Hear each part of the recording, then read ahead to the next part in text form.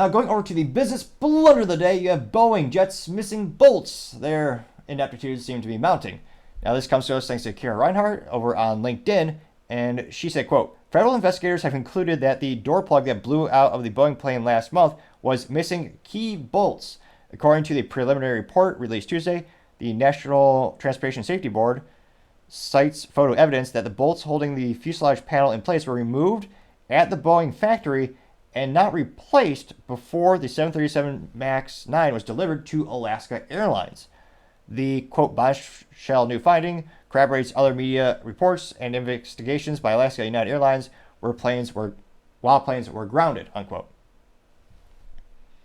Which, ridiculous to say the least. So the bolts were missing. Let's see here. The National Boeing last month. The bolts were removed at the Boeing factory.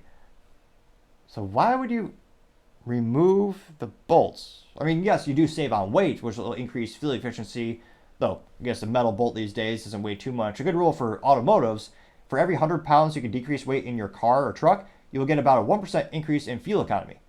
Now, in this case, trying to think, that'd probably be negligible for a bolt to affect given the mass of the airplane. I don't think that's what they had in mind. But again, not great news when more and more of their planes are being downed.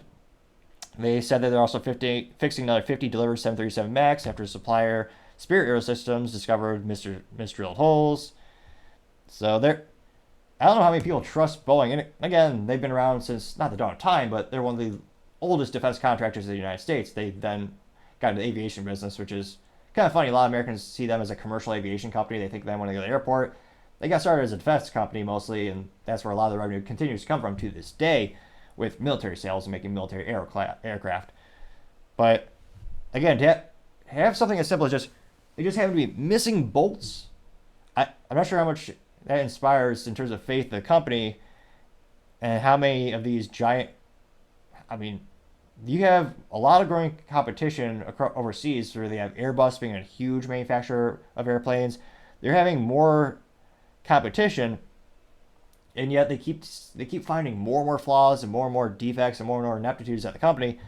I'm not sure who is working in their quality assurance department. Apparently they have that. I assume, perhaps they should at this point, that they have a whole department dedicated to quality assurance and actually going through the structure of the plane to make sure everything's sound and all the bolts exist.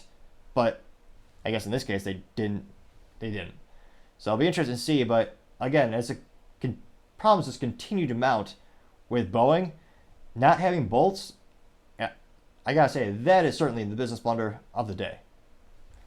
Thank you everyone for taking the time to tune in. Again, I'm trying to get to 4,000 subscribers by the end of February, so if you click that button, I greatly appreciate it. Also, leaving a thumbs up, thumbs down, or a comment is a great way to give me some additional feedback, and sharing also does help with the magical YouTube algorithm.